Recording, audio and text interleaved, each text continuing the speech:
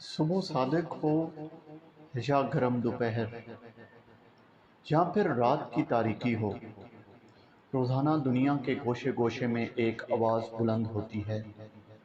یہ آواز 14 صدیوں سے اسی تسلسل کے ساتھ بلند ہوتی آ رہی ہے۔ ہر دور میں اس آواز نے یکساں کلمات ادا کیے ہیں۔ ان کلمات میں ذرا برابر بھی تبدیلی نہیں آئی۔ یہ کلمات اس دین کے ماننے والوں کا سرمایہ افتخار ہیں، جسے لے کر ایک نبی امی صلی اللہ علیہ وآلہ وسلم عرب کی سرزمین پر اترے۔ ان کلمات میں جادو ہے جو دلوں کو اسیر کر لیتا ہے۔ ان کلمات میں وہ روح و جلال ہے جو بڑے بڑے جابروں کا پتہ پانی کر دیتا ہے۔ اللہ سب سے بڑا ہے، اللہ سب سے بڑا ہے۔ روئے زمین پر سب سے پہلے ان کلمات کو بلند کرنے کی سعادت جس شخص نے حاصل کی، وہ نہ تو بے حد دولت مند تھے، نہ ہی بہت با اثر، اور نہ ہی اس کے حسن و جمال نے لوگوں کو متوجہ کیا تھا، بلکہ وہ ایک حبشی غلام تھے جن کی رگت سیاہ تھی، آنکھیں سرخ اور ہونٹ موٹے تھے، لیکن ان کا دل بہت حسین تھا۔ حسین دل والے یہ غلام جنہیں اللہ تعالیٰ نے عزت و شرف کی بلندیوں پر فائز کیا، حضرت بلال بن رباح رضی اللہ تعالیٰ عنہ تھے۔ آپ کو نہ صرف دنیا کا پہلا مؤذن ہونے کا اعزاز حاصل ہے، بلکہ آپ صلی اللہ علیہ وآلہ وسلم کے خادم خاص بھی تھے۔ آپ کی خوش نصیبی کا اندازہ اس بات سے لگایا جا سکتا ہے کہ رسول اللہ صلی اللہ علیہ وآلہ وسلم نے آپ رضی اللہ تعالی عنہ کے بارے میں ارشاد فرمایا، بلال کس قدر اچھا آدمی ہے، وہ تمام مؤذنوں کا سردار ہے۔ حضرت بلال کے والد رباح اور والدہ ماما قبیلہ بنو جمح کے غلام۔ یہ سرزمین عرب کا وہ تاریک دور تھا جب انسان اخلاقی پستیوں کی گہرائیوں میں جا گرا تھا اور اس پر گمراہی مسلط تھی۔ اس دور میں سب سے زیادہ مظلوم طبقہ غلاموں کا تھا، جنہیں بنیادی انسانی حقوق ملنا تو دور کی بات، چین سے جینے کا حق بھی حاصل نہ تھا۔ رب کائنات نے جب اپنے پسندیدہ بندے نبی کریم رؤوف الرحیم صلی اللہ علیہ وآلہ وسلم کو نور نبوت سے آراستہ کیا تو حضرت بلال رضی اللہ تعالی عنہ اس وقت پہاڑوں میں اپنے آقا امیہ بن خلف کی بکریاں چرایا کرتے تھے۔ ایک دن آپ رضی اللہ تعالی عنہ کا گزر غار حرا کی طرف ہوا، جہاں رسول کریم رؤوف الرحیم صلی اللہ علیہ وآلہ وسلم اپنے عزیز ساتھی حضرت ابوبکر صدیق رضی اللہ تعالی عنہ کے ساتھ تشریف فرما تھے۔ حضور پاک صاحب الاولاق صلی اللہ علیہ وآلہ وسلم نے ایک حبشی نوجوان کو بکریاں لے کر جاتے ہوئے دیکھا تو اسے بلایا اور فرمایا، میں اللہ کا رسول ہوں، تمہاری اسلام کے متعلق کیا رائے ہے؟ حضرت بلال رضی اللہ تعالی عنہ رسول اقدس صلی اللہ علیہ وآلہ وسلم کی پرکشش شخصیت سے بے حد درجہ متاثر ہو چکے تھے۔ پھر حضور پاک صاحب الاولاق صلی اللہ علیہ وآلہ وسلم کا دل نشین انداز خوبصورت گفتگو حضرت بلال کے منہ سے نکلا، میں آپ صلی اللہ علیہ وآلہ وسلم کے دین کو اچھا پاتا ہوں۔ حضرت بلال رضی اللہ تعالی عنہ واپس لوٹ گئے، لیکن دل حضور پاک صاحب الاولاق صلی اللہ علیہ وآلہ وسلم کی طرف لگا رہا۔ دوسرے روز پھر بکریاں لے کر وہیں پہنچ گئے۔ نبی کریم رؤوف الرحیم صلی اللہ علیہ وآلہ وسلم کی سادہ اور پر اثر باتیں سنیں تو دل بے قرار ہو گیا۔ جو سچائی آپ رضی اللہ تعالی عنہ کے قلب میں قدرت نے پہلے ہی ڈال رکھی تھی، وہ دین اسلام کی صورت میں آپ رضی اللہ تعالی عنہ کے سامنے آ گئی تھی۔ آپ رضی اللہ تعالی عنہ نے اسلام کی پکار پر لبیک کہتے ہوئے کلمہ شہادت پڑھ لیا۔ آپ رضی اللہ تعالی عنہ ان پہلے 7 خوش نصیب افراد میں شامل ہیں جنہیں اسلام نے اپنے دروازے کھول کر اپنے اندر داخل کر لیا۔ یہ اسلام کا اولین دور تھا۔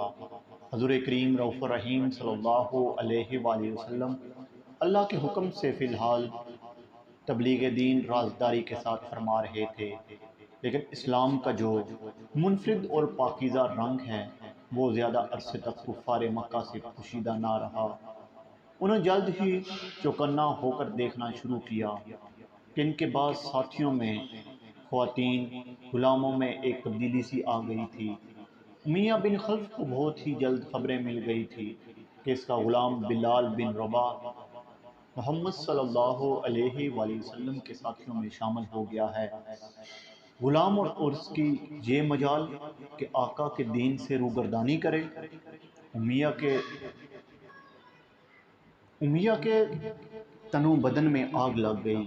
اس نے بلال رضی اللہ تعالی عنہ کو طلب کیا اور ان پر ظلم و ستم کے پہاڑ توڑنا شروع کر دیے۔ اب اذیتوں اور تکلیف کے ایک سلسلہ شروع ہو گیا جو ختم ہونے کا نام نہ لیتا تھا۔ مکہ مکرمہ کے علاقے حرہ کی زمین اپنی گرمی کی وجہ سے مشہور ہے۔ یہ دھوپ میں تانبے کی طرح گرم ہو جاتی ہے۔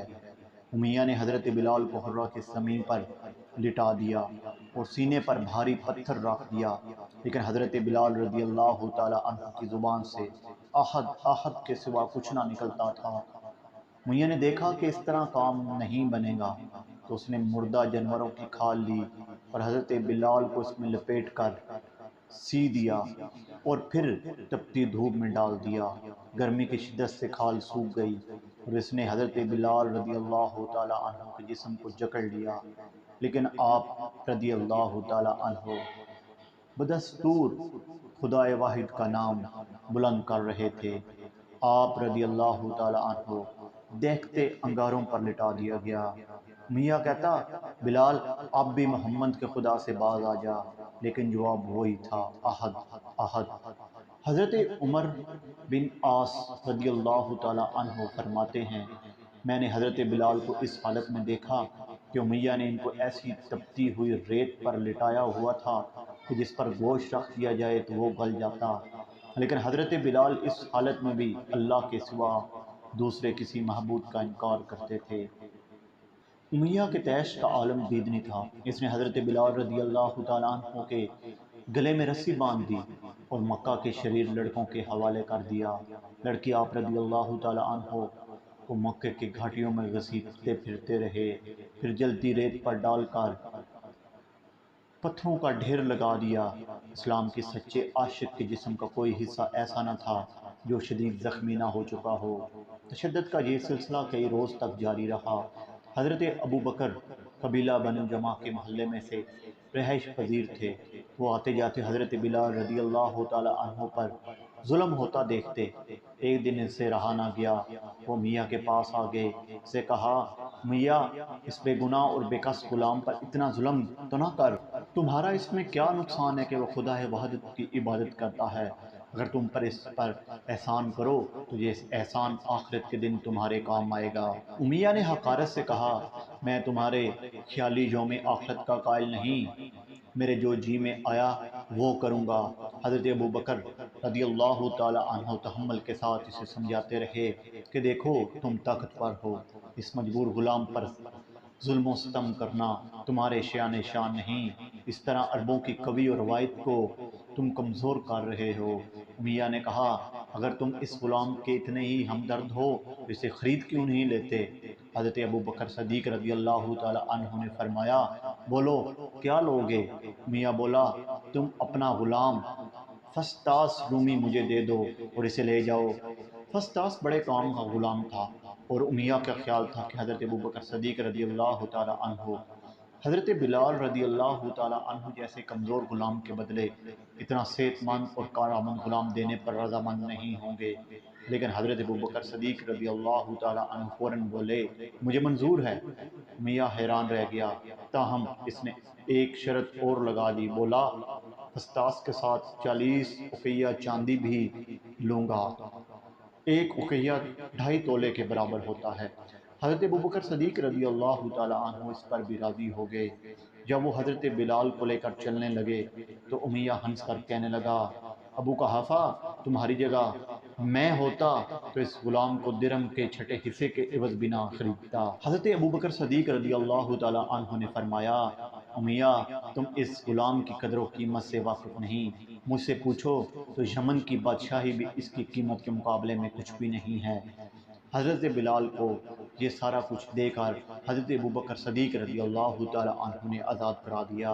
حضور پاک صاحب الاولاق صلی اللہ علیہ وآلہ وسلم کو خبر ملی تو آپ صلی اللہ علیہ وآلہ وسلم نے نہایت خوشی کا اظہار فرماتے ہوئے حضرت ابوبکر صدیق رضی اللہ تعالیٰ عنہ سے فرمایا مجھے بھی اس میں شریک کر لو۔ حضرت ابوبکر صدیق رضی اللہ تعالیٰ عنہ نے عرض کی یا رسول اللہ میں اللہ کی راہ میں بلال کو آزاد کر چکا ہوں۔ اب حضرت بلال رضی اللہ تعالیٰ عنہ آزاد تھے، وہ اپنا زیادہ سے زیادہ وقت رسول کریم رؤوف الرحیم صلی اللہ علیہ وآلہ وسلم کی خدمت میں گزارتے۔ آپ صلی اللہ علیہ وآلہ وسلم سے قرآن پاک کی تعلیم حاصل کی، حکمت و دانائی کی باتیں سیکھتے، دین اسلام کو زیادہ سے زیادہ پھیلانے کی کوشش کی۔ ہجرت کا حکم ہوا تو حضرت بلال رضی اللہ تعالی عنہ بھی مکے سے مدینے پہنچے۔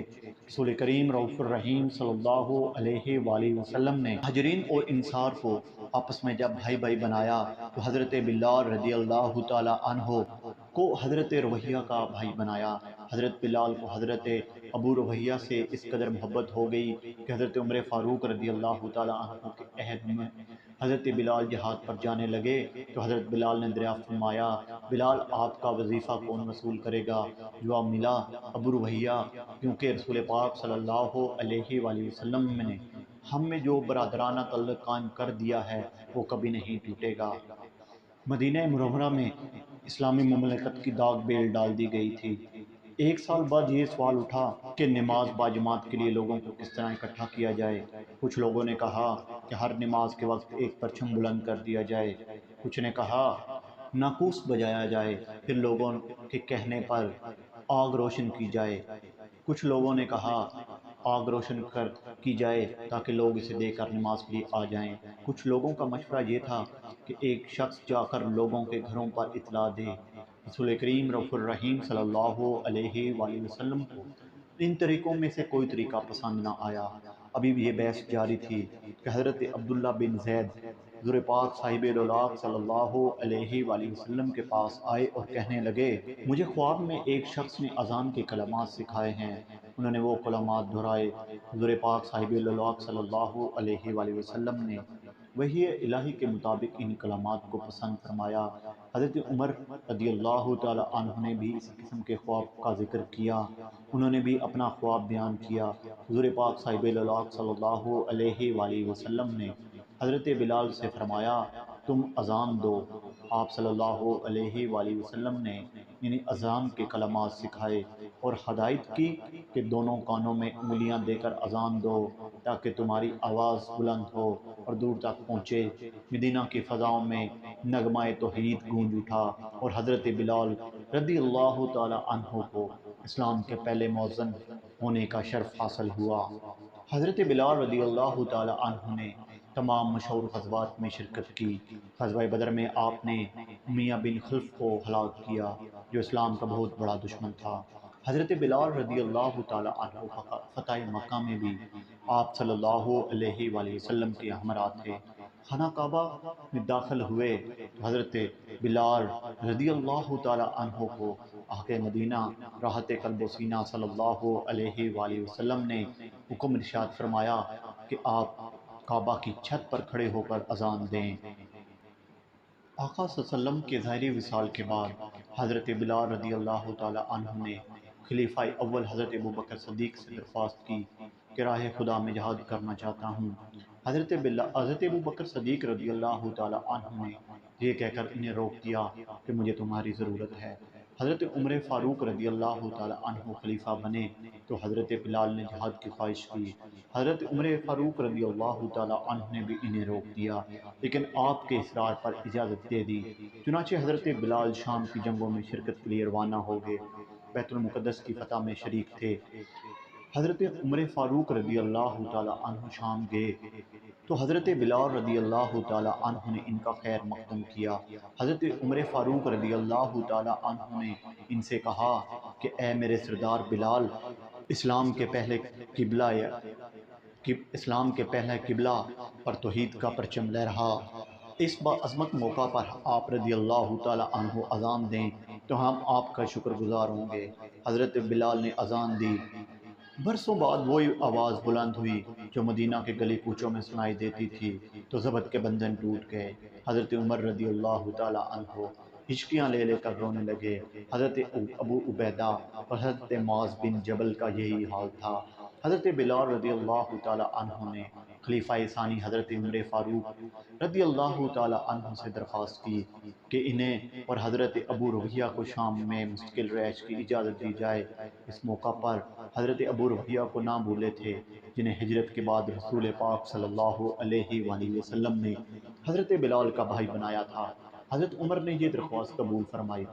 ایک دن حضرت بلال نے حضور پاک صاحب الاولاد صلی اللہ علیہ وآلہ وسلم کو خواب میں دیکھا کہ آپ صلی اللہ علیہ وآلہ وسلم فرما رہے ہیں، بلال یہ خوش خلدی کب تک؟ کیا تمہارے لیے وہ وقت نہیں آیا کہ ہماری زیارت کرو؟ یہ خواب دیکھنا تھا کہ حضرت بلال رضی اللہ تعالی عنہ تڑپ اٹھے، فوراً مدینے روانہ ہو گئے۔ روضہ رسول صلی اللہ علیہ وآلہ وسلم پر پہنچے تو آنکھیں اشک بار ہو گئی۔ حضور پاک صاحب الاولاد صلی اللہ علیہ وآلہ وسلم کے نواسوں حسن و حسین کو سینے سے لگا کر پیار کیا۔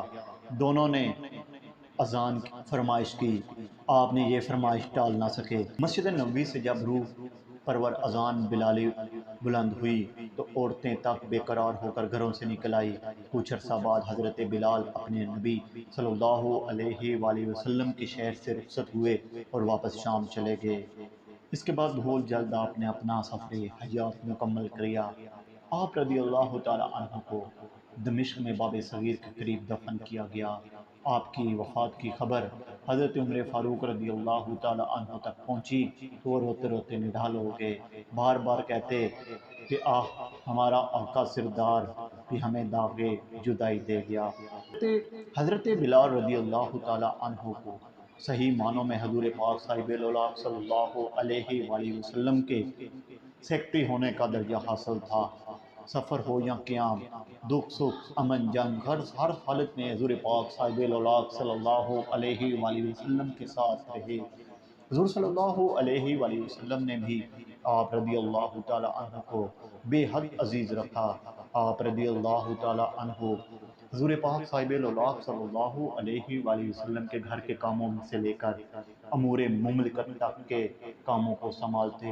حضور پاک صاحب الاولاد صلی اللہ علیہ وآلہ وسلم کا سودا صرف لے کر آتے، قرضوں کی فراہمی اور ادائیگی کے انتظامات کرتے، حضور صلی اللہ علیہ وآلہ وسلم کے مہمانوں کا خیال رکھتے۔ آپ صلی اللہ علیہ وآلہ وسلم کو نمازوں کے اوقات اور جماعت کی تیاری کی اطلاع کرتے تھے۔ حضور صلی اللہ علیہ وآلہ وسلم کے وضو کے پانی کا انتظام بھی حضرت بلال کے سپرد تھا۔ ایک بار آپ رضی اللہ تعالی عنہ نے حضور پاک صاحب الاولاد صلی اللہ علیہ وآلہ وسلم کے لیے وضو کا پانی لایا۔ حضور صلی اللہ علیہ وآلہ وسلم کے وضو کر لینے کے بعد بچے ہوئے پانی سے حضرت بلال نے وضو کیا۔ میدان میں نماز ہوتی تو آپ صلی اللہ علیہ وآلہ وسلم کے آگے سترہ کے طور پر نیزہ رکھنے کا فریضہ بھی حضرت بلال رضی اللہ تعالی عنہ کے ذمہ تھا۔ سترہ کا مطلب یہ ہے کہ نماز جماعت کے دوران امام کے آگے کوئی لکڑی یا نیزہ گاڑ دیا جاتا تھا، جس کے بعد دیگر افراد اگر جماعت کے سامنے سے گزرتے تو انہیں اس طرح گزرنے کی اجازت ہوتی۔ آپ رضی اللہ تعالی عنہ حضور پاک صاحب الاولاد صلی اللہ علیہ وآلہ وسلم کے خزانچی بھی تھے۔ آپ رضی اللہ تعالی عنہ کے پاس ہر وقت رقم موجود رہتی تھی اور آپ صلی اللہ علیہ وآلہ وسلم کی ہدایت کے مطابق مختلف لوگوں کو رقم ادا کرتے۔ آپ صلی اللہ علیہ وآلہ وسلم کے حکم سے مختلف اعلانات بھی کیا کرتے تھے۔ ایک بار نماز عید ختم ہوئی تو حضور پاک صاحب الاولاد صلی اللہ علیہ وآلہ وسلم حضرت بلال رضی اللہ تعالی عنہ کے سہارے کھڑے ہوئے اور خطبہ ارشاد فرمایا۔ پھر آپ صلی اللہ علیہ وآلہ وسلم عورتوں کی طرف متوجہ ہوئے اور انہیں نصیحت کی کہ جب آپ صلی اللہ علیہ وآلہ وسلم نے عورتوں کو صدقے کا حکم دیا تو یہ حضرت بلال ہی تھے جنہوں نے چادر پھیلا دی اور عورتیں اپنے گلے اور کان سے زیور اتار اتار کر چادر میں ڈالنے لگی۔ حجۃ الوداع کے موقع پر جب آقا صلی اللہ علیہ وآلہ وسلم نے مینا کی طرف سفر کیا تو حضرت بلال رضی اللہ تعالی عنہ نے آپ صلی اللہ علیہ وآلہ وسلم پر کپڑے سے سایہ کیا۔ جب مدینے کو واپسی ہوئی تو حضور پاک صاحب الولاق صلی اللہ علیہ وآلہ وسلم کی اونٹنی کی مہار حضرت بلال رضی اللہ تعالی عنہ کے ہاتھ میں تھی۔ یہ اللہ اور اس کے رسول صلی اللہ علیہ وآلہ وسلم پر صدقے دل سے لایا گیا ایمان ہی تھا جو علام و مصائب اور اذیتوں کے سمندر سے نکلا تو اس کی آب و تاب پہلے سے سوا تھی، اور ایسے ہی ایمان کی روشنی سے اپنے قلب کو منور کرنے والے بندے کا درجہ اللہ رب العزت کے نزدیک بے حد بلند ہے۔ صبح